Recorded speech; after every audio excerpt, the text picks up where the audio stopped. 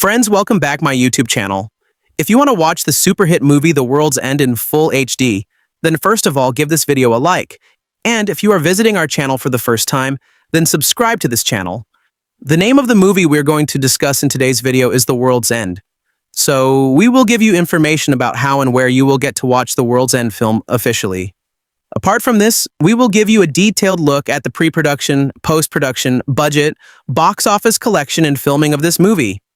A detailed review of the movie will also be given in this video where we will explain the story of this movie in detail. We will also discuss the cast and casting performance of the movie. Apart from this, information about the music department and technical department will also be given. Because of this video is going to be very interesting and entertaining. So, you must watch this video till the end, and if you haven't liked this video yet, then like this video now and subscribe to this channel. So, let's start the video. The World's End is a 2013 science fiction action comedy film directed by Edgar Wright and written by Wright and Simon Pegg. It is the third and final film in the Three Flavors Cornetto trilogy, after Shaun of the Dead, 2004, and Hot Fuzz, 2007. Starring Pegg, Nick Frost, Paddy Considine, Martin Freeman, Eddie Marsan, Rosamund Pike, and Pierce Brosnan. The film focuses on 5 friends who return to their hometown for a pub crawl and uncover an alien invasion. In 1995, Wright wrote a screenplay titled Crawl about teenagers on a pub crawl. Deciding it was better suited as a comedic exploration of young adulthood and aging, he reworked the screenplay with Pegg in the early 2010s.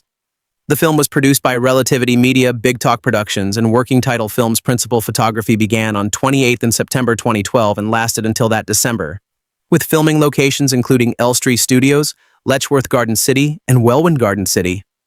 The stunts were coordinated by members of Jackie Chan's stunt team, and The World's End is considered a social science fiction film. The World's End premiered at Leicester Square in London on 10th of July 2013 and was theatrically released in the United Kingdom by Universal Pictures on 19th of July.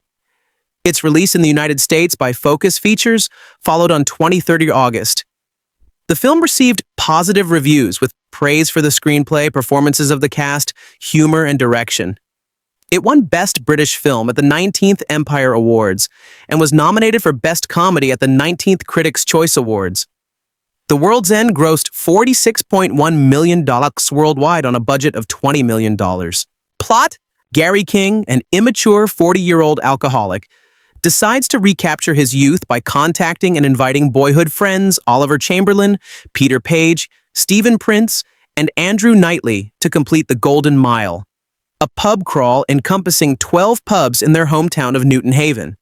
The group attempted the crawl as teens in 1990, but fell short and did not reach the final pub, The World's End. Andy, now a teetotaler, due to a drunk driving incident years before involving himself and Gary, reluctantly agrees to join after Gary lies about his mother dying. The group encounters Oliver's sister, Sam, who Gary and Stephen fought over in school. In the fourth pub, Gary goes to the toilet and gets into a fight with a teenager.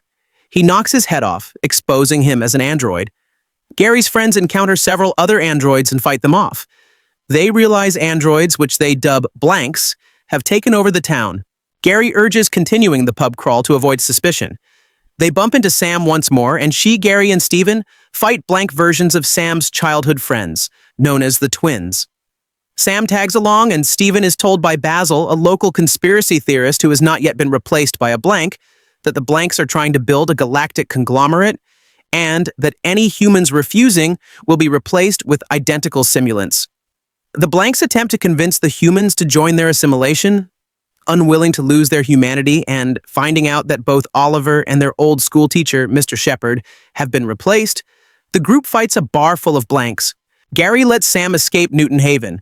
Pete is captured after attacking the blank that has replaced his childhood bully, and when Andy and Stephen try to escape, Gary ditches them to finish the Golden Mile alone. Andy and Stephen pursue Gary, as does the rest of Newton Haven, as Stephen is captured. In The World's End, Andy confronts Gary and reveals his troubled marriage, while Gary admits a recent suicide attempt. Andy tries to stop Gary from drawing his final pint, but Gary clings to completing the mile, as it is all he has left in his life. When Gary pulls the lever to pour himself a pint, the floor lowers into a hidden chamber. a disembodied alien entity known as the Network, tells Gary and Andy that the blank invasion is the first step to humanity joining a galactic community. The Network offers Gary eternal youth if he becomes a blank, but he refuses. Along with Andy and Steven, who has survived, Gary calls out the tyranny in the Network's plan and demands that humanity be left to its own devices. The Network, exasperated, agrees to abandon the invasion. Sam rescues Gary, Andy, and Steven as the town is destroyed, but they are unable to outrun the pulse triggered by the departure of the Network, which deactivates Sam's car. Sometime later, Andy relates that the pulse triggered a worldwide blackout that destroyed all electrical power on Earth, sending humanity back to the Dark Ages. The remaining blanks reactivated a few weeks later, and although they are now independent from the Network, they are mistrusted and shunned by most of the surviving humans. Andy's marriage has recovered. Steven is in a relationship with Sam, and the simulant versions of Peter and Oliver have picked up where their human versions left off. In the ruins of Newton Haven, the now sober Gary enters a pub with the blank versions of his younger friends and orders water. When the bartender refuses to serve blanks, Gary leads his friends into a brawl with Gary declaring himself the king. Cast Richard Hadfield as young Shane, Michael Smiley as Trevor the Reverend Green, a drug dealer who sold cannabis to Gary during the 1990 attempt at the Golden Mile and now serves the Network, Sophie Evans as Becky Salt, Samantha White as Erica Leaks, Rose Reynolds as Tracy Benson, Steve Oram as motorcycle policeman, Nicholas Burns and Reese Shearsmith as local collaborators, Alice Lowe and Rafe Spall as house buyers, Mark Heap as Publican 7. Production. Development. The World's End originated as a screenplay by writer-director Edgar Wright in 1995 at the age of 21, titled Crawl, about a group of teenagers on a pub crawl. He later realized the idea could work with adult characters to capture the bittersweet feeling of returning to your hometown and feeling like a stranger. Wright also said he wanted to satirize the strange, homogeneous branding that becomes like a virus, explaining, this doesn't just extend to pubs. It's the same with cafes and restaurants. If you live in a small town and you move to London, which I did when I was 20, then when you go back out into the other small towns in England, you go, oh my God, it's all the same. It's like body snatchers. Literally, our towns are being changed to death. In an interview for Entertainment Weekly, Pegg told Clark Collis, "People think we choose the genre first every time, and it's not true. We find the stories first." The notion of alienation from your hometown taken to its literal conclusion was how we got to science fiction.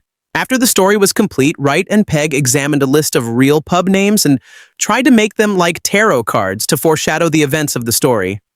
Wright explained, "So we said, okay, this one's the famous cock, because this is where Gary is trying to puff up his own importance. We did go through and work out in each one how the pub sign was going to relate. Filming principal photography for The World's End began on 28th September 2012. Filming took place in Hertfordshire at Elstree Studios and on location in Letchworth Garden City and Welwyn Garden City. Part of the film was also shot at High Wycombe Railway Station, Buckinghamshire. All 12 pubs in the film use identical signage on menus and walls, reflecting what Wright called that fake handwritten chalk common to modern British pubs. The exteriors of the real pubs were shot at locations in Welwyn Garden City and Letchworth Garden City. With altered signage, Letchworth Garden City Railway Station received a makeover to become the hole-in-the-wall stunts, were coordinated by Brad Allen of martial arts film director Jackie Chan's stunt team. Wright said, "In Drunken Master, Jackie Chan has to get drunk to fight, but this is more the idea of Dutch courage. When you're kind of drunk and you think, I can climb up that scaffolding, or just that you're impervious to pain." One of the things we talked about is this idea that the characters become better fighters the more oiled they get. The Broadway Cinema, Letchworth, a renovated independent cinema built in the 1930s in the Art Deco style. It was used to portray the Mermaid Pub. This cinema was also the first outside London to play the film, with a special introduction by Pegg, thanking the residents of Letchworth for their help during its making. Over 800 viewers watched the film at the cinema on its opening night. Soundtrack. Main article, The World's End. The film uses alternative rock and pop music from the time of the character's adolescence. Wright explained, "A lot of those songs are ones that really hit me and Simon hard when we were that age. Gary is still living by those rules. It's like he decided to take Loaded and I'm Free to heart and thinks the party's never going to end." The soundtrack for the film was released on 5 August 2013 in the UK and 20th August 2013 in the United States, with the film's score, composed by Stephen Price, released on the same day. In addition to songs featured in the film, the album also features dialogue snippets. The only songs featured in the film that did not make it onto the soundtrack are The Only One I Know, Summer's Magic, and The Only Rhyme That Bites by The Charlatans, MC Tunes, and 808 State, respectively. The version of 20 Seconds to Comply, which features in the film, is the mix from Silver Bullet's album Bring Down the Walls No Limit Squad returns, albeit edited to remove dialogue samples from RoboCop. On the soundtrack album, it is replaced by the Bomb Squad mix, again re-edited to remove the samples. The original soundtrack tributes the song No Opportunity Necessary, No Experience Needed by Yes when the young characters reach the hills. Released The World's End premiered on 10 July 2013 at Leicester Square in London and was released on 19th July 2013 in the United Kingdom. It was released in the United States on 23rd August 2013. Reception. Box office. The World's End earned $2,022,188 during its UK opening weekend, losing the top spot to Monsters University. Its weekend grosses were higher than Shaun of the Dead's $1.6 million, but lower than Hot Fuzz's $5.4 million. In the United States, the film was released on 23rd August and earned $3.5 million on its opening day, outperforming The Mortal Instruments, City of Bones, and You're Next. It had the highest per cinema average out of all films in theaters throughout the country on its opening day. Its opening weekend, the film earned $8,790,737, finishing fourth at the box office behind Lee Daniels' The Butler, We're the Millers, and The Mortal Instruments, City of Bones. This total exceeded box office expectations, which had ranged from $7 million to $8.5 million, and was also the biggest opening weekend for any of the films in the Three Flavors Cornetto trilogy. Critical reception. On review aggregator website Rotten Tomatoes, the film has an 89% approval rating, with a weighted average score of 7.40 top 10, based on 244 reviews. The website's critics' consensus reads, "Madcap and heartfelt, Edgar Wright's apocalypse comedy The World's End benefits from the typically hilarious Simon Pegg and Nick Frost, with a plethora of supporting players." On Metacritic, it has a weighted average score of 81 out of 100 based on 45 critics, indicating universal acclaim. Audiences polled by CinemaScore gave the film an average grade of B+ on an A+ to F scale. Chris Nashawati of Entertainment Weekly gave the film a B+, praising it as hilarious and the best collaboration of Wright, Pegg, and Frost, and saying that these pint-swilling Peter Pans also know how to work the heart and the brain for belly laughs. The finale is a little too shaggy and silly, but what do you expect after a dozen beers? Mark Dinning of Empire magazine gave the film 4 stars out of 5, writing, "Bravely refusing to rigidly adhere to a formula that has been so successful, Wright, Pegg, and Frost's Cornetto trilogy Closer has tonal shifts you won't expect, but the same beating heart you've been craving." Henry Barnes of The Guardian gave the film 4 stars out of 5, writing, "With this final film, they've slowed down a bit, grown up a lot, and saved the richest bite until last." Keith Ulick of Time Out New York named The World's End the 9th best film of 2013, praising Pegg's hilarious and heartbreaking portrait of over-the-hill deadbeatness. Accolades. At the 19th Critics' Choice Awards in January 2014, The World's End received 2 nominations, for Best Actor in a Comedy for Simon Pegg and for Best Comedy, but lost to Leonardo DiCaprio and American Hustle. Respectively, the film won Best British Film at the 19th Empire Awards held in London in March 2014. It received nominations for 3 awards at the 40th Saturn Awards: Best International Film, Best Writing, and Best Actor for Pegg.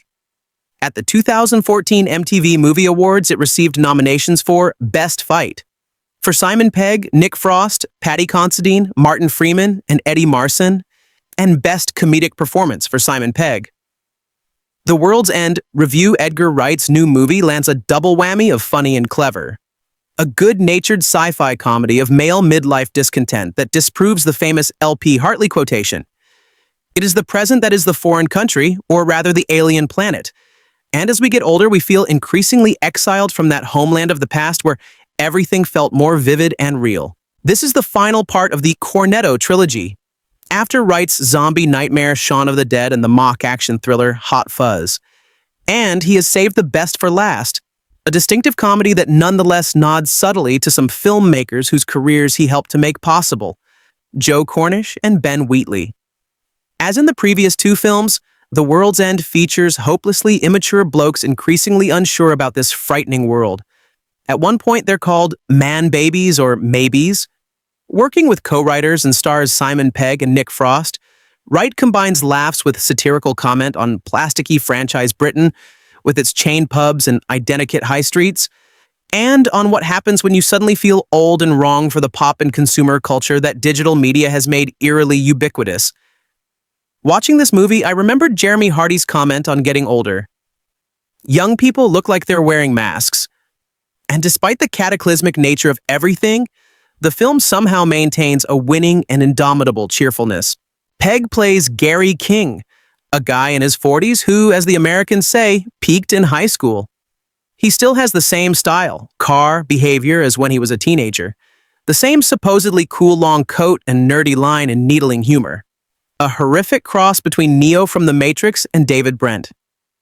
The high point of his existence, Gary now realizes, was an attempted pub crawl at 18 with his mates in their dull hometown of Newton Haven. Too drunk to function, they never completed it. With his over-eager, desperate face and that preemptively self-satirizing banter in which Simon Pegg is so fluent, Gary sets about rounding up the old gang so that they can finish it properly. These are settled guys in early middle age. Andy, Frost, Peter, Eddie Marsan, Oliver, Martin Freeman, and Stephen, Paddy Considine agree reluctantly with sinking hearts. When did Andy realize he wanted to do this stunt anyway? At what looks very much like a group therapy session, that's where. We will find out more later, but the film starts with what looks like an exquisitely offensive black comedy note. Could it be that Gary is going to blow off AA to get massively drunk? And it is on this horribly misjudged booze pilgrimage to nowhere that they realize there is painful, unfinished business concerning Oliver's sister Sam, Rosamund Pike, that they have romanticized their youth, and that their hometown has something strange about it. As ever, Wright, Pegg, and Frost have a sure eye for the twilight zone of Middle Britain, UK Area 51. It is different from the locations that usually show up in movies, London or the leafy countryside. This is Newtown Britain, Visitor Center Britain, the suburban commuter lands and hinterlands, bland and agreeable. They are places where, during those major brown years since Andy left school, the service sector ethos has been absorbed into an existing fabric of placidity, and the places look weirdly alike. Andy and the guys walk around the streets in that all-abreast formation, favored by the bling ring and the cast of Sex and the City. Try it in real life and you'll see what a sociopathically aggressive way of group walking it is. And they realize something weird is happening. It is metaphorically something to do with the names of the pubs themselves, those persistent reminders of a medieval past of squalor and superstition, breaking the contemporary sheen. And it is something to do with seeing young people behaving in exactly the same way Andy and the gang did. They should be soulmates, yet they look uncannily hostile. You might not expect a slapstick comedy about middle-aged pub crawlers brawling with superhuman extraterrestrial invaders to have brains, heart, and wisdom, but that's The World's End, a rare film that's as much fun as you've heard. Directed by Edgar Wright from a script by him and his regular leading man, Simon Pegg, the film is refreshingly intimate despite the chasing and stalking and beheading and exploding and gallons of blue goop spraying all over everything. The special effects are special, but they always serve the story and characters. And even when Wright is paying homage to his filmmaking heroes, John Carpenter especially, or staging some of the most cleverly choreographed fights this side of an early 90s Jackie Chan film, you never get the sense that it's bored with itself when the characters are sitting around talking about their shared history over a pint. In fact, they often talk about their shared histories while they're wailing on the invaders. And then they have a pint. Sometimes they have a pint during the fight. It's that kind of movie. Pegg's character, Gary King, wants people to call him the king and considers himself a prince among men. But he's the sort of guy you'd tire of quickly. His friends had enough of him long ago. They tell themselves they've grown up. Gary thinks they've sold out and become tediously conventional. To the film's credit, neither of these points of view are presented as entirely wrong. Oliver, Martin Freeman, is a fussy killjoy of a real estate agent with a Bluetooth receiver jammed in his ear at all times. Stephen, Paddy Considine, An architect who was once Gary's rival for the affections of Oliver's sister Sam, Rosamund Pike, is recently divorced and sleeping with a young fitness instructor. He brags about that last bit to everyone who will listen, which is how you know he's miserable about the rest of his life. Peter, Eddie Marsan, who was horribly bullied as a child, was always the tag-along nerd of the old group. Now he sells cars for his dad. Andrew, Nick Frost, is a lawyer who refuses to speak to or of Gary. Gary says it's because he still owes Andrew 600 pounds from long ago, but we deduce that the real reason for the split is much deeper. It is. In fact, it's a doozy. The first part of the movie consists of Gary getting the old band back together, as he puts it, to reenact their great thwarted pub odyssey from 1990, when they resolved to hit all 12 night spots in their old hometown of Newton Haven. The quiet little town is home to bars with mythologically and otherwise suggestively loaded names. The two-headed dog, the famous cock, the trusty servant, the world's end. That the pals didn't finish their quest has always gnawed at Gary. He's obsessed with pinning a triumphant end on a long unfinished story. Running beneath the lively banter and knockabout slapstick is a sense of melancholy, at times despair, over lost youth and missed opportunities. Gary is an alcoholic and drug user and chronic screw-up, the sort of guy who lures other lads into joining adventures that tend to end in humiliation or disaster. He's first seen in a rehab facility, but judging from his appearance and behavior, he hasn't been there long. Pegg looks like he just crawled out of bed, a bed at the bottom of a mine shaft, most likely. And even his most jocular pronouncements have an undertone of manic desperation. Why should getting older affect something as important as friendship? He demands, a question thick with unexamined assumptions. If The World's End were only a picture about childhood buddies on a bittersweet pub crawl, it might have still been some sort of minor classic, so sharply observed as every shot, cut, music cue, line, and close-up. When the film takes a right turn into science fiction conspiracy thriller territory, invoking Invasion of the Body Snatchers, as well as such Carpenter films as The Fog and Prince of Darkness, you might worry that it's about to succumb to Gary's biggest fear and trade spiky, if heedless individuality for a tiresome grab at commercial formula. This is the third Wright film in which a dull community proves a hotbed of slowly creeping and highly secretive horror. No worries, the sci-fi elements, which were hinted at in trailers but which I'll write around in this review and maybe revisit later in a spoiler warning bedecked blog post, are audaciously funny and inventively designed, and they're always tied to the film's concerns.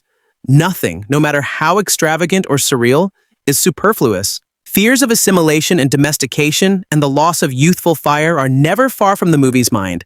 Neither is the altogether wise and reasonable sense that, while we should strive to be better, kinder, more mature people, we still are who we are.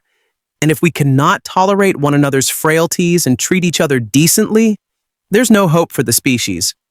The film has great fun painting modern life itself as a prolonged and largely invisible conspiracy to rob people and their world of all personality. Every old pub the boys revisit has been starbucked, as they put it, and later we get the sense that the very same digitally connected world that lets you read this review on a tiny handheld computer phone is a means of social control as well. Odd as it might sound, the unexpectedly laid-back climax echoes A Clockwork Orange.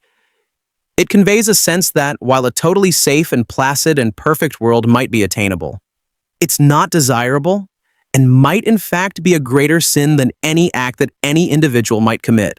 Wright is a brilliant director of turbocharged exposition, elegant but bruising action sequences, and graphically bold comedic overkill.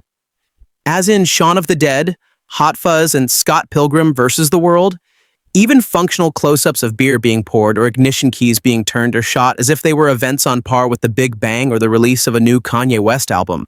Wright is a pop artist who's not inclined to relax. At times his movies play as if he'd decided to turn the first 5 minutes of train spotting into a career. There are times when I wished The World's End had the confidence to linger more on the characters' conversations and nonverbal interactions. The group's chemistry evokes the best sad sack male bonding tales of Barry Levinson, Diner, Tin Men, and the performances are all superb, particularly Frost, who steals the film with an explosive physicality that's John Goodman-esque. But in an era in which mainstream movies not only lack rhythm, but seem to have forgotten how to dance, this one's briskness is inspiring. Its judgment is nearly unerring, and it has a sense of joy that's rare. Like most genre films, The World's End is working things through in an extremely broad way and having a grand time doing it. And its self-deprecating wit inoculates it against self-importance. The movie wears its themes on its sleeve and pins its symbols to its puffed-out rooster's chest, swaggers about with a proud grin, jabbing thumbs at itself, then walks into an open manhole. It's magnificent. When the film takes a return into science fiction conspiracy thriller territory invoking Invasion of the Body Snatchers, as well as such Carpenter films as The Fog and Prince of Darkness. So you might worry that it's about to succumb to Gary's biggest fear and trade spiky, if he less individuality, for a tiresome grab-at commercial formula. This is the third Wright film in which a dull community proves a hotbed of slowly creeping and highly secretive horror. No worries the sci-fi elements of which hinted at in trailers, but which I'll write around in this review and maybe revisit later.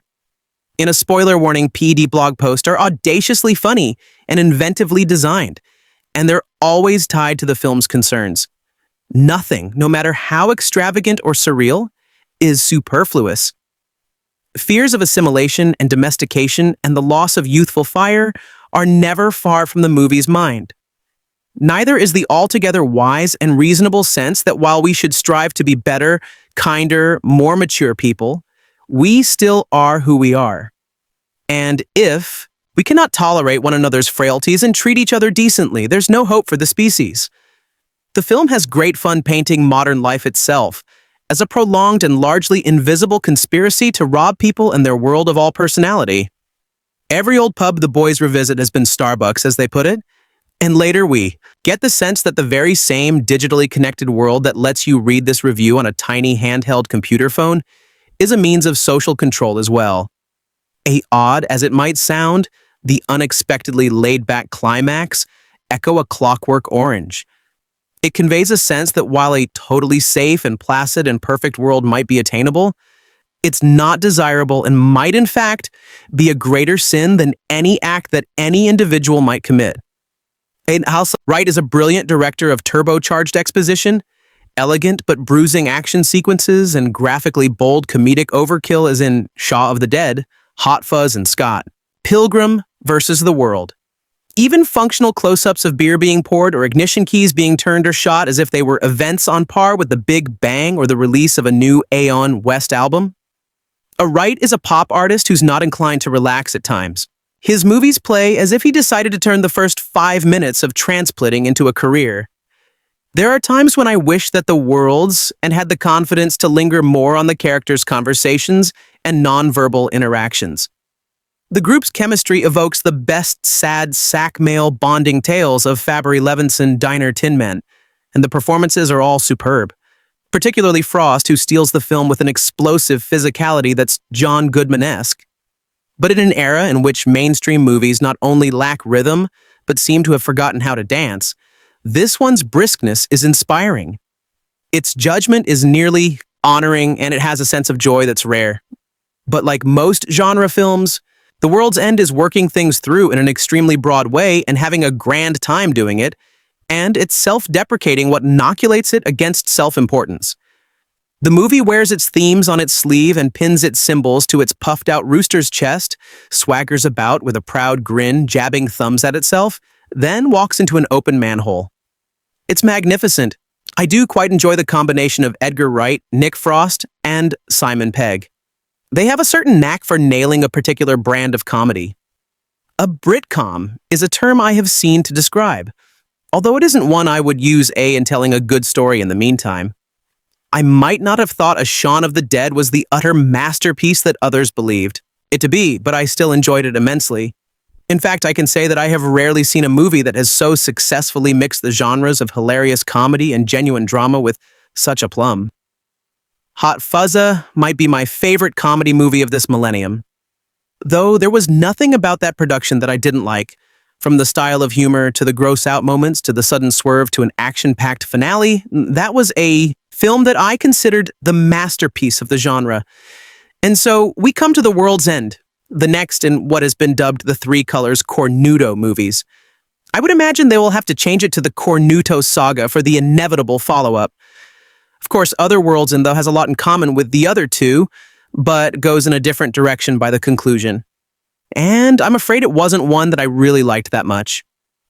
In the 1980s, a group of 5 teenage friends attempt and fail. A famous 12-point pub crawl that was supposed to finish at the world's end. Fast forward to the present, and 4 of them have gone on to lead normal lives. Unlike their former leader, Gary King, who's suffering from an acute case of arrested development and obsession with his past, gets his former comrades to meet up again to try and finish the pub crawl.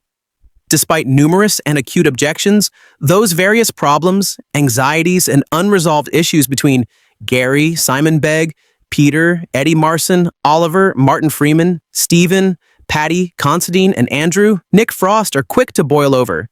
And that's all before the group finds themselves in the middle of an apparent robot takeover of the town and the planet. It is a very randomized story, far more than the other 2 movies in this trilogy. On of the Data was about a man trying to save the woman he loved from a zombie threat with a fairly shallow subtext on the monotony of urban life and employment. A Hot Fuzz-Ah was about a cop uncovering a vast conspiracy with the subtext on the stir. Craziness causing nature of countryside isolation. The World's India has a few more layers to talk about. Not all of them good, and this overcomplication, an attempt to add depth, backfires in my eyes. Nominally, it is a story about the Gary King character, a rather pathetic individual who has clung to his past like a mollusk, and let this obsession ruin his life. The World's India is the tale of him reliving the apparent apex of his life to this point, discovering that yes, there are opportunities for bigger and better things, and that is never too late to try, even if it might appear so. His friends get sucked up into this as well and find themselves having to face elements of their school days again. While parts of this part of the story were hard to watch in a painfully awkward way, it was still a well-crafted, if not especially original plot. It's the subtext and subsequent layers that start causing the problems. The first one, I suppose, is about the dangers of capitalism and the resulting franchising as the eerily similar pubs the group of wander into turns into an intergalactic attempt to make the very Earth itself conform to an apparent universal standard. An alien franchise of our very own. The problem is that while this is used for a few half-decent laughs at points, the serious attempt to use it as a plot device is extreme and ham-fisted. It's simply too much of a leap for me to go from franchise pubs to alien invaders doing the same thing. The attempt to draw a line between the two is clumsy in my eyes, the sort of shallow idea that should be exercised in the second draft, and it keeps going. Next up, the very alien robot invasion itself, which is suddenly introduced at around the end of the first half hour of 45 minutes. I think in a sudden and surprising way from there it dominates the plot, but not so much that it takes over completely. It itself switches from an initial robot threat to an alien one. A plot that is expanded upon and then concluded just as quickly. I'm not even sure what it is that made me dislike the swerve, considering that the other 2 movies essentially had the same thing. I think maybe it is just that the swerve and resolving genre shift in the other 2 was better set up and was not brought down by an overabundance of layers in the story. It also helps that I thought the other 2 were funnier, but I'll get to that in a moment. Lastly, there is a subtext about the dangers of over-reliance on technology, which is touched upon briefly throughout the running length, but then takes over completely at the very end in a finale that rather beggared belief. A sledgehammered message, to be sure, and not one I ever like really watching in any of its forms. Tech as the bad guy has been done, and I've rarely seen it done well, but it is that first layer, the story of Gary King, which is the main focus. Like I said, it isn't a bad story, but I do think that it was very serious and rather depressing for a movie that is primarily trying to make people laugh. It might just be a personal preference of mine, but I don't tend to laugh at depictions of desperate wrecks of humanity, which is just what Gary is, as is made clear from the very first scene, where he languishes in group therapy, all the way to the final revelation that he has recently attempted suicide. The sheer awkwardness of King's interactions with his friends as he refuses to move on from the person he was at age 18 and their increased annoyance and exasperation at his behavior was actually difficult to watch. I've never had that feeling watching another film with this theme. And while it was a little enthralling, It did plenty I didn't like. King is a totally unlikable character from start to finish, with the attempts to make him more sympathetic, falling mostly flat in my eyes. Everything bad about his life comes from his own weakness and deceit, and it would take more than an apparent scene of him rejecting alcohol at the conclusion to change that opinion. His alcoholism is a tragic problem, but that doesn't have to make him lie or cheat, or be a general to his former friends and lovers, or remain hopelessly trapped in the past. Unlike Sean or Sergeant Angel, King is a protagonist that I absolutely was not rooting for. In fact, I found myself identifying more with the characters of Stephen and Andrew, who, at the hands of Gary's social ineptitude, and are the ones who, in the end, do more to try and bring him back from the brink of self-destruction than anyone. Having this thoroughly unlikable character at the forefront made part of FA Worlds, and that first 40 or so minutes anyway, somewhat unwatchable for me. It was in the Tracy Jordan sense. Hard to watch. There's only so much desperation and patheticness that you can cram into one man before you begin to wonder if he is the right fit for a comedy movie. And the sudden change at the conclusion, where King has apparently gotten over his alcoholism and reunited a blank version of his old high school gang, was way too sudden for my liking. Drunken Gary blundering into the apocalypse and sober Gary finding a measure of peace. As a friend pointed out, this is somewhat similar to the initial setup of the character, which hinted at problems probably of a drug dependence-related nature, before the revelation that it was actually to do with a suicide attempt. If you want that sudden kind of turn where it all comes right for your main character, more work has to be put into actually showing it. I mean, this is a very serious movie, far more serious than the other two. They featured plenty of death and drama, but nothing like the sort that of the Worlds in the depicts. There was an element of absurdity in the drama that engulfs Sean and Sergeant Angel, but it was still relatively normal, relatable drama. In the World's in-depth, it's a very extreme case of someone refusing to let go of his past and dragging the rest of his friends on an extreme journey to relieve that past.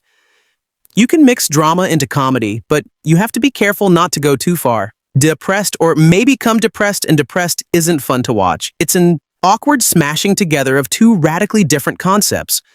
In fact, it kind of reminds me of my objection to a Silver Linings Playbook that tried to take something like mental instability, depression, and rap humor around it as well. And it too was a failure in my eyes, because I felt that the depiction of the first element was too serious to facilitate the other dot. The World's Inda has this problem twice over, through the attempted use of humor to soften the blow of King's miserable existence and the use of a science fiction plot to distract from it as well.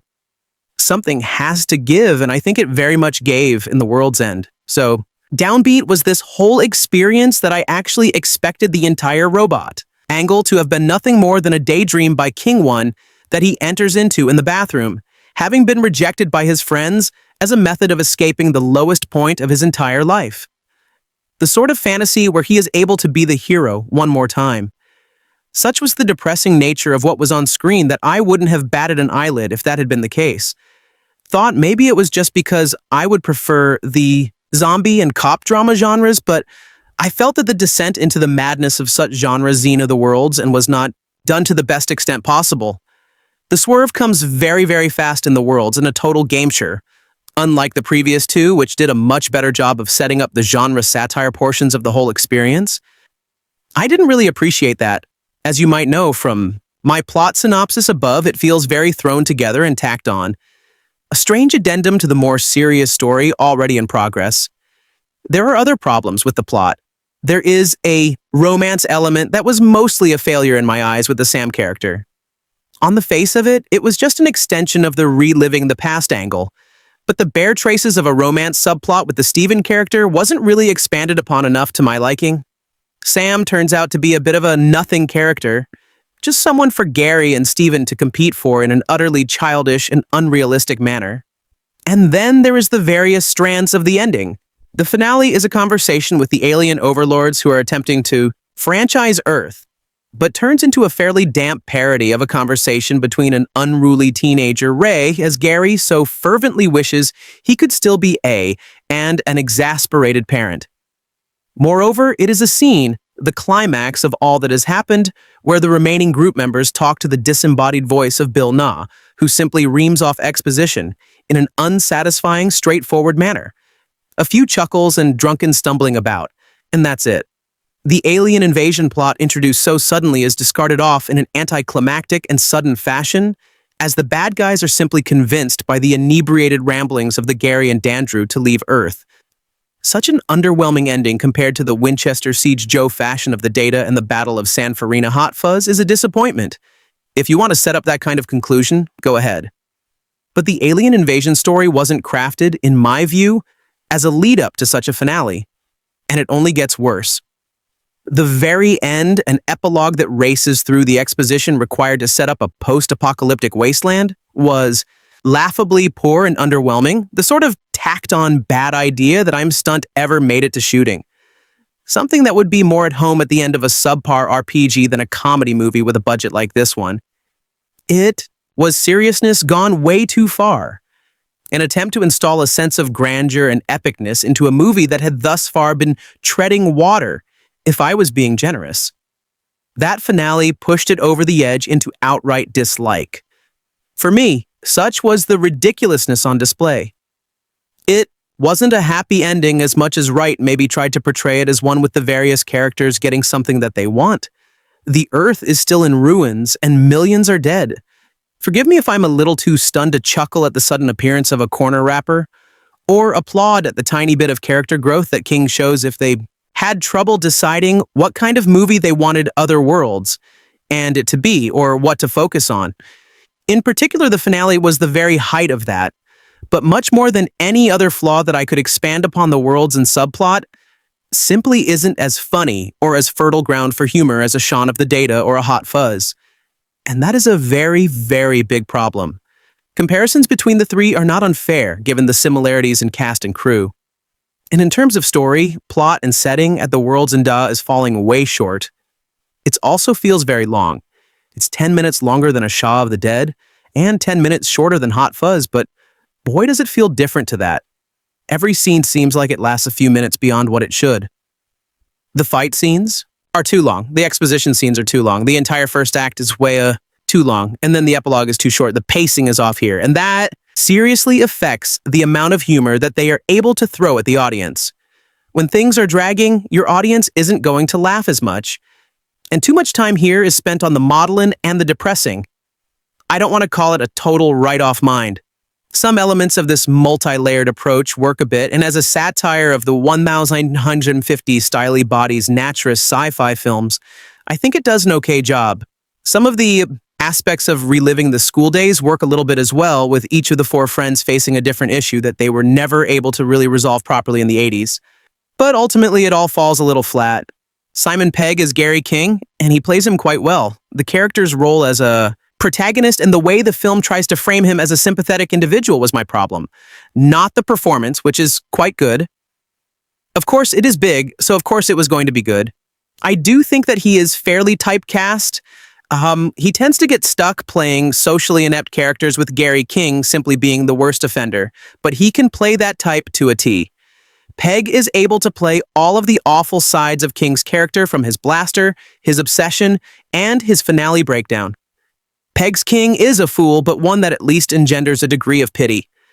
Dot at the world's end, and Pegg's performance is just one big countdown to the self-demolition job of King, as he goes from exuberant about getting his old friends back together to tearfully admitting that he has had brushes with suicidal tendencies.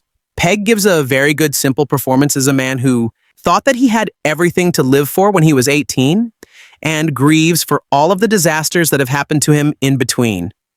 Perhaps the only real moment of true sympathy I had for the character was when he decries the fact that in whatever institution he is a resident of, they tell me when to go to bed.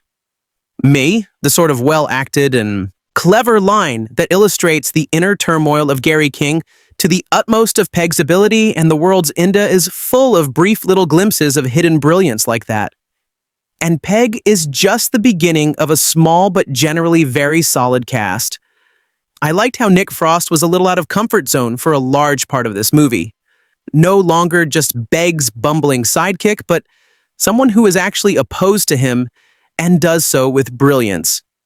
His Andrew, once we get the full backstory laid on, is a figure who would be fully justified in despising King.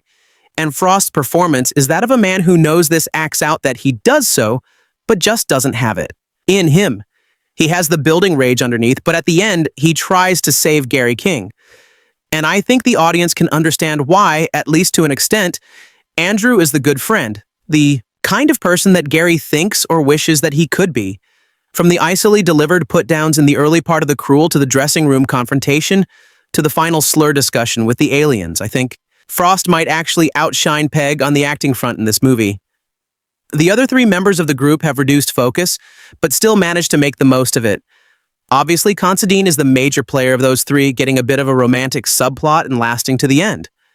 I haven't seen much of him in anything, but he's decent here, if only as a slightly less antagonistic foil for Gary to bounce off of. In fact, he might be the most like Gary insofar as he has been unable to get past some aspects of his school life and has spent much of the intervening years trying to make up for that. Considine is flippant and nonplussed for the first half, but comes into his own as a more expressive individual in the later half, winning over Sam and trying to stop Gary's self-destruction. But he's cruelly sidelined by the very conclusion. And I didn't like the way that he had to play third film to the main two, since I think there was more that could have been got out of Considine. Martin Freeman, taking a break from filming and promoting of the Hobbita series, does his usual good job. His Zero Man is someone who has been trying to escape from the immaturity and crass nicknames of the past by presenting himself as the most professional and well-dressed man on the planet with a demeanor to match. I liked how after Andrew, he was the most antagonistic towards Gary, but Freeman did well to rein that in. He loses a lot. After the robots are introduced, though, and it isn't long until he had only half a head to act with. The end of his fruitful participation. Lastly, there is Eddie Marsden as a quiet one, who wilts under the pressure of various individuals as Father Gary, his former bullies. Marsden was the guy hiding a serious regret over his school years and the harassment that he faced. And being someone who has similar feelings, I think I and many others could relate the most easily with him. When he waxes about how the worst part of meeting his former tormentor was that he wasn't recognized at all. I was very moved by the way that Marsden put it. The laughing off tinged with genuine sorrow. That only made the explosion later more enjoyable. Marsden was great as the mousy member of the group who struggles to make an impact, but in the end he probably had the least amount of focus of the five. That just leaves two others to mention. Roseanne would pick as Sam, and she was decent with some good interactions with Bag and Considine, though she really has little else to do other than be the girl that is someone for other characters to pursue, and in the end, to have little actual bearing on the story. This was a problem in A Hot Fuzzy 2, if not so much with Shaw of the Dead. But in a story this intensely focused, I guess the abundance of male characters to female can be forgiven. And then there is Piers Pro, and for a broken bar some reason. I'm not sure why someone of such esteem was cast in such a tiny and insignificant part, but there he is for all of 2 minutes. Oh, and Bill Nee is the voice of the alien for probably no other reason than he was in the first two, lacking even a presence to make an impact. His part was noticeable only for its inclusion in the general shebess of the final scenes. Those last few bits of miscasting aside at the world's end, DA actually has, generally speaking, a lot of really good acting talent on show, which surprised given the mediocre nature of the actual plot. It isn't really enough to save the experience entirely, but it's something of the world's ends a favor at least. Visually, it's a competent affair, shot well with some nice locations and sets to amend things. The emphasis in the town of Newton Haven, anyway, is on conformity. And the director manages to create that sense of conformity while framing scenes in as good a manner as possible to actually stop things from getting too boring. The few action scenes are somewhat jarring, though, as the camera work suddenly moves up close and personal. The fight in the bathroom, with the first group of blanks, was really off-putting in a strange way with a shaky cam effect. Close shots. Not to mention the sudden gratuitous violence shift. This was replicated in the barroom brawl scene later with the shot choices just not really working for me, with not enough space in the frame to take in everything that needed to be taken in. The actual choreography was fine, and probably the most outwardly violent thing in any of the trilogy. Shaw of the Dead's surveillance was always more comically presented, which again was just a little jarring to the viewer who might not have actually expected something quite so visceral. The final sort of chase toward the worlds in their pub was a poor effort. One that was simply bizarre in the way it was framed and choreographed. The entire setup for that moment is fairly mental anyway, but I felt that Nick Frost, of all the cast members, was the wrong guy to be focusing on for such a scene that the entire thing had an undercurrent of awkwardness to it. The CGI and prosthetic work for the robots. Blanks is just fine. If maybe a little bit basic by the end when there is a teeming horde of them, maybe it does look slightly ridiculous, but that entire premise is slightly ridiculous anyway. So these doll-like entities with blue liquid pouring out of them didn't test me too much. The alien stuff at the end looked fine too, if just uninspired and unworthy of being the centerpiece of the finale. Oh, and the giant art robot did look pretty dumb. The sort of thing that seems like it was included just for action-packed trailer shots than anything else.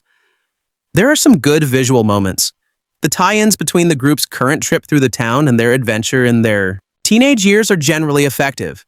Whether it was the disco, the dressing room shed, or the last lingering glimpse they have of the area from a hill. I generally like that kind of thing, and Wright employs it well here, but those kind of smart visual cues are few and far between. There are good and bad points to the script. Wright, Pegg and Frost have always been able to write good dialogue and good group scenes, and the interactions between the various characters, in most cases, between King and someone else, are actually decent enough and help build the plot up. King is written rather well for the character that he is. He just isn't a very likable hero. There are so many decent moments where he gets to interact in different ways with the other characters, moving from the overly sarcastic individual of the opening roundup to the more heartfelt declarations later on. Those interactions, like the acting talent of the group, are the main sort of draw forward the world's end, but a lot of them still aren't particularly funny, and that's a problem. It's strange thinking that a movie like this is marketed wrong as a comedy, since its outwardly better moments are the ones with no humor in them whatsoever. There is a serious problem with the lack of laughter in the script. The vast majority of the laughs are apparently supposed to come from the awkward and horrified reactions from the four men, who have to deal with the nonsense that Gary King spews, but that just didn't work for me. There are very few actual set-up punchline jokes, with the humor coming more from reaction-type stuff. A sarcastic whip reply to something serious, or a visual shot like the Andrew character going off the wagon. And there are laughs to be had. I laughed at plenty, probably the most at the closing line of the Alien Menace, but I did not laugh as much as I had as the other two movies in this trilogy, and that was crushingly disappointing. Maybe my mindset was just not tuned in right. Maybe my expectations had been too warped, but I was not in the right humor for something like The World's End, whose script is caught. Drama about the deranged individual, and wanting to make people laugh in the quickest, easiest way possible. Plenty of 80s references for the crowd seeking nostalgia-based I remember that moments. Some vulgar sexual and physical comedy. And in the end, a sense that we are supposed to be deriving most of our laughs from looking down on someone as low as Gary King appears to be. Elements of all those things are in the Shan of the Data and the Hot Fuzz, but I really do think they were written in better in those scripts than they were here. An interesting soundtrack keeps at The World's End taking over on a musical front, but there isn't really much to say. The selection of 80s tracks ties back into the nostalgia hunt, but just becomes overly done by the end. There is a score, but so underused and forgetful as to be not worth mentioning. Dot themes? Then the most obvious one is a combination of reliving the past, refusing to let go of the past, and getting older.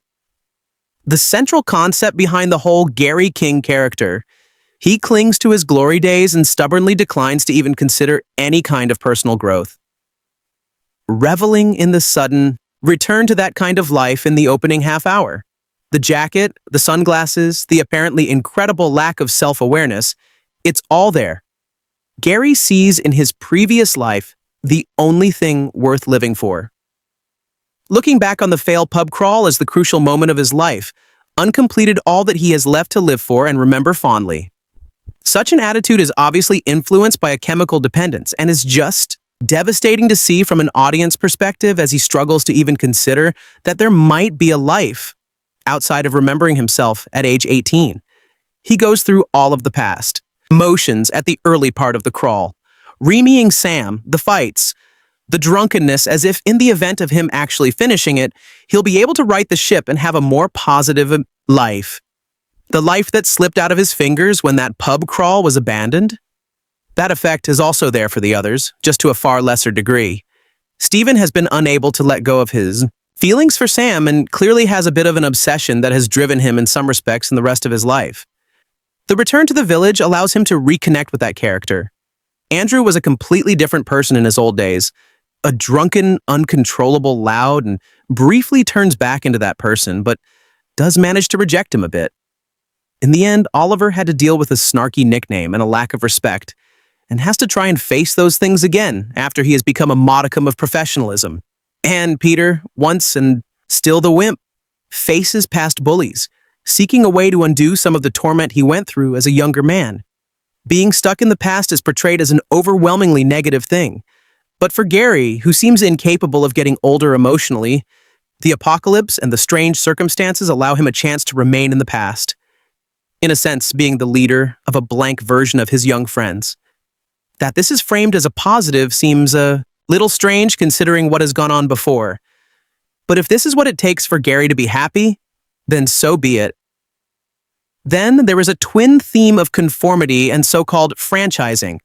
The world of the 1980s is a far cry from that of the present, where British pubs seem built to offer as similar and mundane experience as any other, where beer's choices are limited, the decor is the same everywhere you go, and the bar staff are bland, emotionless figures. Starbucks and fast food chains are bound, and the very essence of the horror plot is about people all being faceless robot slaves underneath their unique exteriors. That's all kicked into overdrive by the aliens' attempts to franchise Earth to turn it into the intergalactic equivalent of a Newtown Haven pub, just as advanced and identical to everyone else. Plenty of people on Earth seem to willingly go along with this, but there are those like Gary and Andrew who refuse. The price is the large-scale destruction of humanity.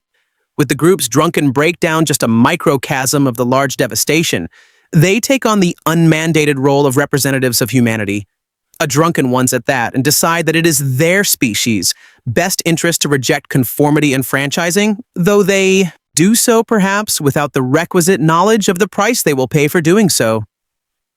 Perhaps a subtle commentary on the fact that for all of the associated negatives with the advances presented as being of alien origin like computers, internet, and other technology that would have seemed space age in the 1980s, it is far too easy to simply advocate the total shutdown of such things, since it does not recognize the many positives they have and have brought to our lives. A drunken duel rejects the mean of the world's end with at least one of them, simply reliving his past role as a bad boy rebel. And the message may be that in a way, franchising isn't so bad after all unless you prefer to focus on the individual consequences, a Gary, Andrew, and Stephen A. over humanity as a whole. Lastly, I just want to mention the overall theme of desperation. Gary King has plenty of desperation in him, and I won't retread it once more. Andrew has desperation of trying to cover up his not-so-perfect home life. Stephen is desperate to right past mistakes and win Sam. Oliver is desperate to be seen as more professional. Peter is desperate to stand up to the bullies that previously plagued. They all come to the village with these problems, with this sometimes open or something hidden desperation. And through the events of the night, some of them find a resolution and some of them don't. The extreme finale allows Gary to find a strange and unexpected kind of peace, I suppose, to quell that desperate part of their nature, and so do the others. Oliver continues to be an estate agent under trying circumstances. Stephen makes a life with Sam, and Peter devotes himself to his children. A night of drunken desperation and reliving of their pasts gets them all to that point. I must move toward a conclusion. The world's Aina is a failure to me. But I can sympathize, to an extent, because at least it is an ambitious failure. Right. Pegg and Frost wanted to try and tell a multi-layered story that was far deeper than their previous efforts. They wrote good dialogue and cast their movie well. Bua, the world's India, is too complicated for its good, too convinced of its own awesomeness that it begins to stray towards pompousness. It lacks a sufficient amount of humor for the movie. It was marketed as a follow-up to its more worthy predecessors. It's too concerned with 80s references. Its swerve and toe embodies natureifying and leads to nowhere productive. It's too long and poorly paced. It features a choice of hero that is simply detestable for large parts of the movie. Its ending is flat on the one hand and rushed on, the other. There are simply too many bad elements here for the positives to make up for the issues with the main character, and the sheer lack of humor through large parts are the key flaws. And what drag of the worlds and underneath the likes, so fashion of the data, and the hot fuzz, not recommended. I enaged to see The World's End last night. Not at a press screening, but in a normal cinema with normal people. Or as normal as people in Brixton get. I was expecting to sit there irritated by phone calls and texting all around me. But maybe it was the quality of the film. Maybe it was a specially shot Alan Partridge request to turn off phones beforehand. Or maybe it is just the kind of people that go to the ritzy cinema. But I didn't see one phone screen light up during the 109 minutes. Or maybe the good people of SW2 have simply been replaced by docile, well-behaved zombies. Apparently, critics were requested not to reveal surprises, twists, and actors in the movie. Perhaps I read too many reviews from indiscreet reviewers as I didn't spot many surprises, but that didn't particularly dampen my enjoyment. Everyone with a passing interest in the of Simon Pegg, Nick Frost, and Edgar. Wright will know the plot by now and will know that this is the third part in the Three Flavors Corn trilogy. It is fun to play spot the cameo, like Hot Fuzz. This features a former James Bond, but it is even more fun just to sit back and savor the fizz energy and fun. The each side you mood is very different to Shaun of the Dead and Hot Fuzz. While Shaun was a loving comedy homage to the zombie genre, I watched Hot Fuzz again on television the other night and had never noticed before how packed with clever, dumb onliners and sight gags it is. It felt so much like a homage to the Zucker brothers. I almost expected Leslie Nielsen to pop up with a daft double entendre. The only things the trilogy share is fence hopping and pub scenes. Pegg seems to adore old British pubs that only seem to exist in films like American Werewolf in London. I wonder what they make of these musty host stories in American multiplexes. I saw the US trailer for TWE on YouTube, where they call the film 12 Pub Quest the bar. Crawl a phrase that makes my skin crawl the world's end as beats. The title has a darker tone than Sat, HF not massively darker, but Simon Pegg's character Gary King is clearly more trouble than previous incarnations, while his old friends from his Newton Haven school days 2 decades ago, played by Frost Patty Considine, Eddie Marson, and Martin Freeman, have gone straight, sold out, and become varying shades of suited salarymen. Pegg is pushing 40 and still sporting his black trench coat and Sisters of Mercy t-shirt. More Zodiac mind warped than Russell Brand. At the start, it looks like he is being released from rehab. He clearly has a serious drink problem, and despite acknowledging his issues, doesn't seem to be very committed to cleaning up. As he has already shown, Edgar Wright can certainly direct an action sequence. There are some terrifically noisy femur snapping fights here, particularly the first one in a pub toilet where blood of a rather unusual hue ends up being smeared on the walls. I've seen few suburban pubs like that in my time. The film has a strong rhythmic pace, starting off as a normal lad and then moving smoothly through the gears when things in Newton Haven turn out to be rather different than expected. If anything, however, the action means that there is less comedy in the apocalyptic second half. In some ways, I preferred the first half, which reminded me a little of Ricky Gervais to Small Town Life. Cemetery Junction. Props to Pega Atal, by the way, for playing against type. Pegg is very good as the not always sympathetic king, and Nick Frost, excellent playing it clever rather than fall over foolish for a change. And full marks for having a vanity reality check and not opting for wigs and corsets to play themselves as teenagers. Instead, getting a group of, frankly, much sexier young lookalikes to appear in the scene-setting flashbacks. The youth scenes are certainly evocative of a period of time, as is the soundtrack, which is a bit of a love letter to pre-Brit pop. The Soup Dragons feature heavily alongside the House of Martins and the Beautiful South.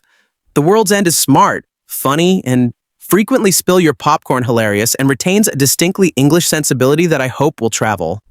Could it have been better? Well, it could have featured Kevin Oldon, but it does feature that other comedy, essential Mark Heap, with the Alan Partridge movie on the starting blocks too. Things are looking up for the British comedy film. Out of respect for the makers, I won't give away the ending of The World's End, but I'm not going to sit on the fence. Needless to say, if Bag & Co. want to turn the trilogy into a quadrilogy, I'd be happy to buy another ticket. Author's note. As this was a public screening, I didn't take a notebook, but jotted down some lines and thoughts on some paper in my pocket. Unfortunately, this turned out to be on the other side of a letter from my doctor, which I handed over this morning. So I could not refer to it when I wrote this review. Apologies to all if I missed a few tricks. I wonder what my GP will make of it when he reads, in red ink, the words, "drinking rain." Simon Pegg, a man most recently seen on screen, getting wedded with a strange little alien guy with a face like a cat's anus, in a space bar resembling mossly interbred. With the Blue Oyster starts his next film in an austere counseling session. And if you think that's brave, just wait till you get to the end of the world's end, for that is truly mental. Here's a movie that may be big budget, but has clearly avoided being plotted by committee, test-carded to within an inch of its life, or had a helpful input of anyone from accounts. How we get from this start to that finish is rather more familiar, although too peppered with twists to be properly discussed here. Safe to say, there are barroom brawls, witty musical interludes, and movie references galore. In between the Brea bookends, each narrated separately by Pegg and then Nick Frost and Anit Frost, individualization, a diarist of their buddy-buddy routine. The filmmakers stick very much to the formula that worked so well for them in Shaun of the Dead and Hot Fuzz. This time, their skewered PN is aimed at the science fiction genre instead of horror or action. But the result is the same delicious mix of the deliriously ramshackle and wonderfully whimsical. And who didn't want a Ford Granada when they were a kid? It certainly feels like a final finale for the gang. Building in scale from its predecessors, if losing some of their emotional beats in the process, The World's End absolutely delivers on its premise and merely does on its promise. It is very much the movie you were expecting, if not quite the one you could have hoped for. Not in this summer in particular, it adds as undoubtedly refreshing to watch an entire movie and not see someone or something being lobbed into a skyscraper. Still, it's impossible to ignore the fact that some of this movie's USP has been slightly pinched from under it by the unexpected arrival of the similarly titled and sometimes similarly plotted This Is the End. Seth Rogen and Delvin Goldberg may favor outlandish masturbation monologues over subtle interplay, but often the two separate stories intersect at once, highlighting the English-American divide in comedic sensibility and emphasizing their shared influences. The World's End's problem is more that it starts slowly. The elongated preamble may well all make sense come the final reel, but when you're sat watching the first, it feels a little flat. The plot needs our heroes to come to life to really kick into gear, which they thankfully do wonderfully. Pegg freed from his Linda Hamilton from T2 institutional digs. Frost dragged out of his jury office, and Martin Freeman, Patty Considine, and Eddie Marsan conned along for the journey. Once we join them in the back seat of that aforementioned Granada tape player, belting out the soup dragons, the ride can properly be enjoyed. Frost has never looked better, mainly because in this movie he looks like Rose and Moonpike. In striving for a different trip on the familiar, easy dynamic between Bag and Frost, those lovely, intimate moments between the two at the shed at the end of Shaw the Sofa, in the middle of Fuzz, have been sacrificed for something more interesting. And so it is that the real relationship goal to be found in The World's End lies between Bag and Pick-Souled Flame, with a shared history of rocks in the disabled toilets as teens. Theirs is a reunion that starts off awkward, but softens into genuine feeling, bombarded with drunken declarations from our heroes. "I've always loved you, a broken bar. And I'm not just saying that, because I've had 7 pints. She is a Belliger. Joy and trust us, we'll always have the disabled heads. A diuresis is the new Nobody's Perfect Dot." Other highlights include a genius pub fight in which Beggs Gary tries Buster Keaton style to at once to battle and not spill his pint, a hilarious recurring gag about Marsan's wife Vanessa for the record, and the trio's typically spot-on observations on the idiocy of the male ego ape busted by Pike for having once and slept with twin girls, declaring, "I'm not proud of it." Well, a little bit. While its star-biting of society reaches a crescendo with a terrific sight gag about the dreary trend towards chain pubs polluting the planet. Although the final part of Edgar Wright and Partners that started with a Shaw of the Data and continued with a Hot Fuzz at The World's End feels like a vastly different movie, and for the most part, it's better for it. There's a seriousness and somber nature to the story of stunted adolescence that the other films had in spurts. But here it's pretty front and center, giving everything the feeling of fab, broken bar, a finale. That doesn't mean the film isn't uproariously funny at times, or missing a lot of fun and playful genre elements, but there's a real sense of personal introspection going on here. Whereas the previous films were mostly about having fun. It's the little added oomph that might not make it the funniest of the trilogy, but certainly the most interesting one to think about. Gary King, Simon Pegg, looks and acts like he's stuck in 1990, the year of his high school graduation. He wears a ridiculous amount of jewelry, a neck-to-floor trench coat, and it looks like the mascara from his misguided youth spent listening to Jesus and a Mary Chain.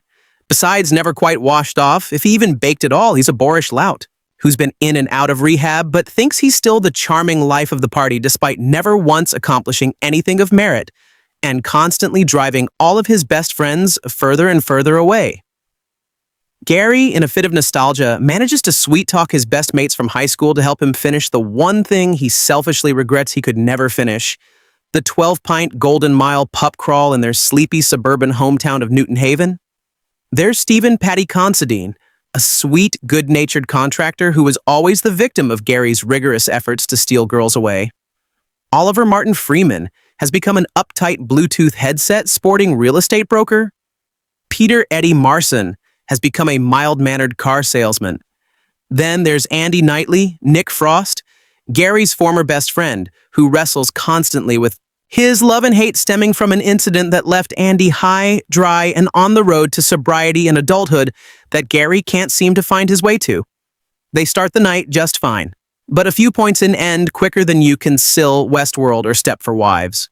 It becomes apparent that something is incredibly amiss. The only real problem with Otherworld's in is that unlike the genre elements that slowly crept into elements of the story comes as almost a snap decision here with very little warning. It's kind of during an almost arbitrary feeling until it becomes clear that the sci-fi story elements aren't the point at all here. They only serve to underline the real life or death stakes that were already there. It's not another story about the boys trying to escape with their lives, but of friends who had already warned one of their own that he might not live through the weekend, even without all the craziness. It's about an awkward, pressing, and often hard to talk about issue that Gary now has another excuse to avoid and act irresponsibly towards, because the group sees bigger problems. Everyone except Andy, that is, and therein lies the biggest and most welcome diversion from the previous films. Casting Frost against the franchise expectation in the straight man role and making Pegg the buffoonish live wire injects a lot of life into the story. Both the men attack their roles with a certain amount of glee, stealing scenes from each other with a considerable amount of generosity on both their parts, to see to the man doing the better work. Their chemistry has never been better, and given their past track record, it says a lot. Pegg, to his immense credit, never plays Gary's rampant alcoholism for laughs. He focuses on misplaced narcissism and idiotic behavior. Instead, whenever the topic of Gary's drinking or his pathological lying about trivial manners is broached by anyone, Pegg makes the character recoil like a scolded but still yelping dog. It's hard to make a walking defense mechanism. Funny, but Pegg does precisely that. And he also makes the film a lot more thoughtful as a result. It's like watching Malcolm Lowry if he had grown up playing Atari and Nintendo all day, before sadly realizing and ignoring that his life was a sham. When put in opposition to someone like Andy, who has a very low tolerance for and an arious attitude towards the recovery process, Gary has no real ideological leg to stand on. Wright and company dance around the real rift in their relationship in the best possible way. Frost can be a great dramatic actor, especially in the BBC adaptation of Martini, which is well worth seeking out. After this, and he plays Andy's frustrations like a tea kettle that's been boiling for quite some time and is about to burst from the heat and pressure. He never really wanted to go, but deep down, the love he always had for Gary compels him to tag along to keep things from getting worse. He's been around Gary too long to know that he would ever listen to reason or logic. And when the duel and their closest friends are placed into a potential life or death situation, it only exacerbates things.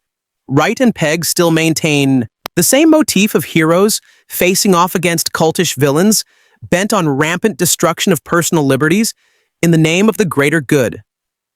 But the emotional weight comes from a different place. This time Aishana was about finding out what it means to love someone, and Afuzza was about not being able to live without the support system. A World's Inda is actually about how crushing it can be to watch someone you love laugh at with, and sometimes admire, destroy themselves in front of your eyes. To play such material for humor requires a feather touch and considerable wit, both of which are on display in spades here. As a directorial effort, this also stands as Wright's most well-rounded work. It's interesting to watch his progression as a filmmaker from Miss Posada until this point, because there are few others who can readily be referenced as people who constantly learn new tricks that they can incorporate into their next film. The action set pieces are as ambitious here as anything Enos Scott Pilgrim vs. the World, and just as amusingly chaotic as anything from his previous work with Bag and Frost. The foot chases that ensue between the pubs towards the end of the crawl because they all don't want to make it look like anything is wrong, and Gary is too deaf to actually put the logger down look and feel exciting, but in a washroom involving the whole cast definitely suggests that despite the absence of guns and special camera tricks that Wright wanted to challenge himself while he upped his game, he almost makes the most of a stellar cast of returning faces from previous films. Freeman gets a few choice laughs as the guy who often gets turned to when something actually needs explaining in a rational manner. Rosenpike gets one of the best roles of her career as Oliver's sister. The woman Gary pines for and keeps trying to shag in a washroom one last time, but is secretly loved by Steven. There's also a lot to be said for Considine, who's given a nicely beefed-up role that's essentially the third biggest character as the kindest and sweetest guy of the bunch. Regardless of the impending doom and harm about to befall the characters on their journey, it's easy when placed in the hands of Wright and Pegg to wish Noel upon them, regardless of their trespasses or deathly ability to cling. To nostalgia, it's a story about how reliving one's glory days for the rest of their lives could kill them in the end. It's a preant metaphor for alcoholism and friendship in general. It's hilarious, but a lot more cerebral than the trio's past outings. It's really the perfect send-off for a series made by people who never want to wear out their welcome like Gary King would have.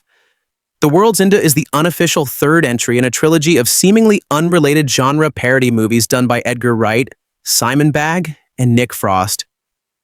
Shaun of the Dead gave us a movie that pokes fun at zombie movies. A hot fuzza. Obliterated buddy cop movie glitch till the copyright s, and we now have you The World's End, which attempts to give current sci-fi a reason to feel embarrassed. In 1990, Gary King's Simon Begg was the leader of a group of rebellious teens who make the castle fast skins so look like respectable youths fast forward 20 years. And King is now an alcoholic who can't let go of the past. Meanwhile, King's group of once adoring sidekicks have become estranged, settling into adulthood with careers and families in an effort to reunite them and relive the old days. King manipulates the gang into having one final night out in their hometown of Newton Haven. The night in question is the completion of the Golden Mile, a 12-pub crawl that the group wasn't able to complete 20 years ago that King now obsesses over finishing. The final pub in that mile is aptly named The World's End, a symbol of the chaotic finale Gary King seems fixated on. By itself, the first act of the movie would be enough to solidify a great story about a grown man who makes the audience cringe with his increasingly absurd antics. Simon Pegg's performance as King is his best yet, in my opinion, and is simply fun to watch, especially since this is a bit of a deviation for Pegg as an actor. Of course, this is Edgar, right? So, the movie takes a turn for the apocalypse by the second act as the group discovers that their hometown has been invaded by what they hilariously describe as blue-filled robots. In order to keep the robots from knowing their discovery, the group decides to finish the Golden Mile. Anyway, because of this, the gang gets even more drunk and begins making crazy decisions that would normally make the audience cry plot hole. Instead, we are treated to a visually fun and frantic comedy that had me laughing wildly throughout. Though Pegg and Nick Frost steal the screen as the main cast, I was pleasantly surprised by how much I liked the secondary characters who completed what King calls the Five Musketeers. Each character in the group was very interesting and had their own complicated personalities, giving me an actual reason to root for them in their plight. That makes me sad to say that the love interest Sam played by Rosa Moonpike was a bit too one-dimensional compared to her counterparts, and didn't contribute enough to the plot, in my opinion. Still, the movie is well done in terms of dialogue, acting, and story. It was refreshing to watch something that took risks and aimed for unpredictability. If there's one thing I loved most about this movie, it would be how well they treated the character arc for Gary King. a fictional person with a surprising amount of depth for a comedy. Also, the conclusion of the film is easily my favorite movie ending of this year. Hey, seriously, they nailed it. This is a must-watch for fans of Fashion of the Dead, a hot fuzza, and even classic sci-fi movies in general. The jokes and mayhem are a bit raunchy, but the R rating doesn't include nudity. The humor is deadpan at times. So, if you're not a fan of British entertainment, you may want to go for the rental for this one. Dot the World's from the creative team of Edgar Wright, Simon Pegg, and Nick Frost. The Grand Trilogy, so named after a tasty British ice cream treat featured in each film, whose nearest corollary in the US would be a drumstick. I suppose the film is a piece of all-inspiring entertainment that also serves as a brilliant summation of the work these men have done together up to this point, including their classic television series, is based.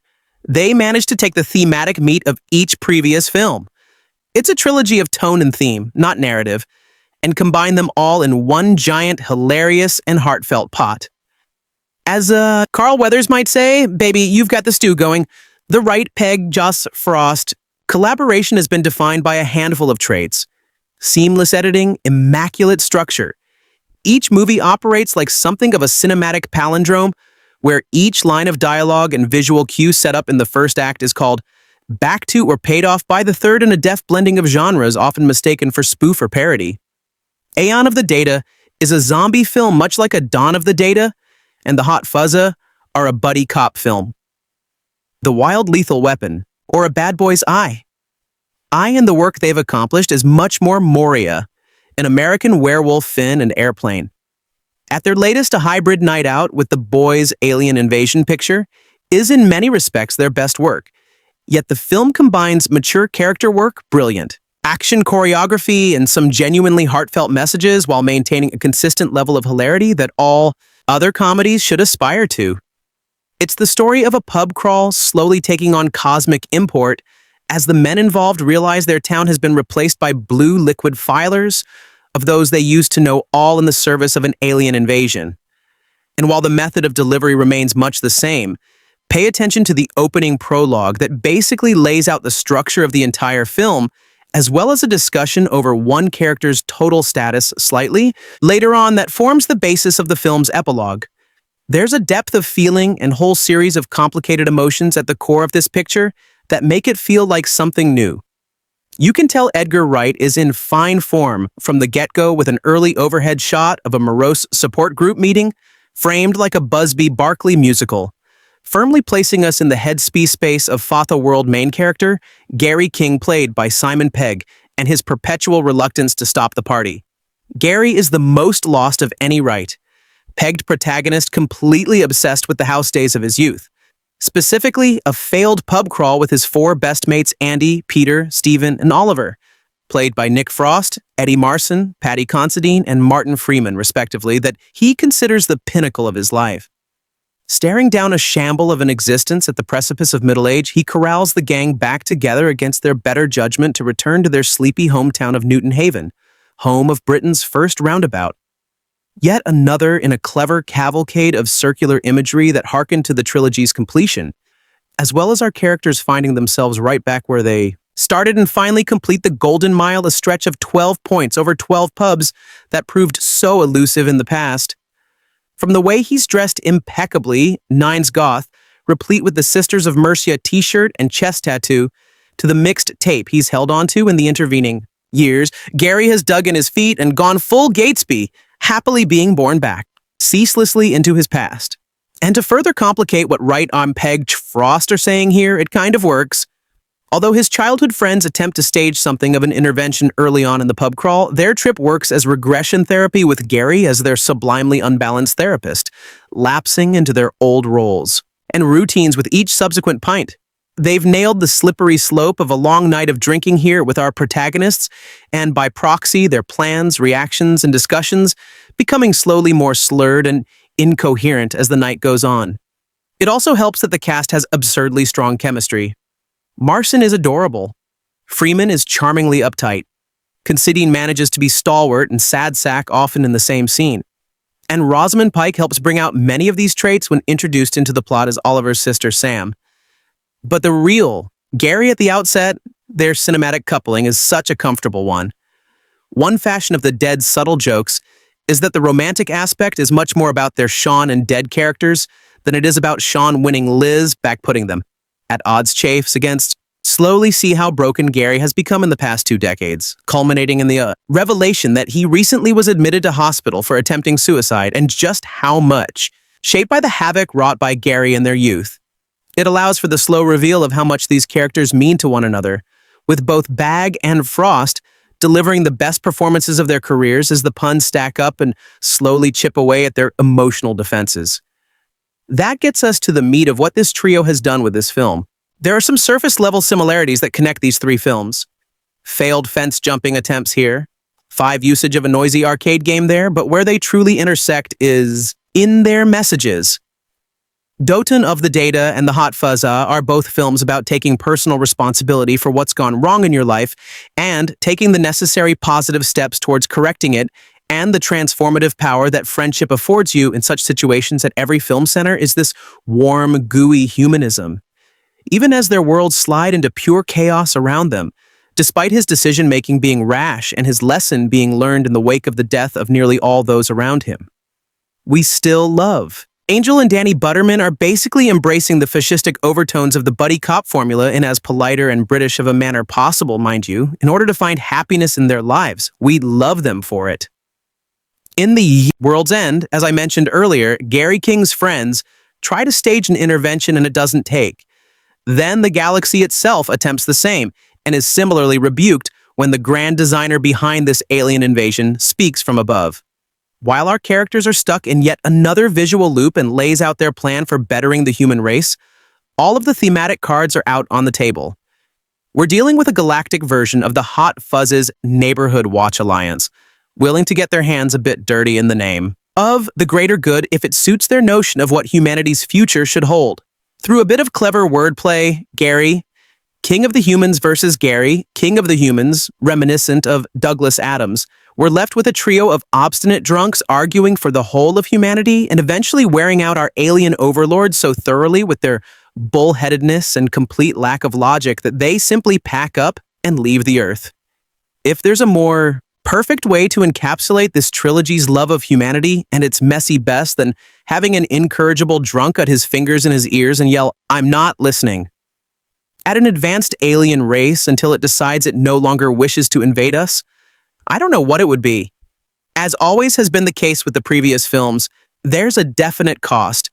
Sean loses his immediate family and best of friend in his efforts to make an effort.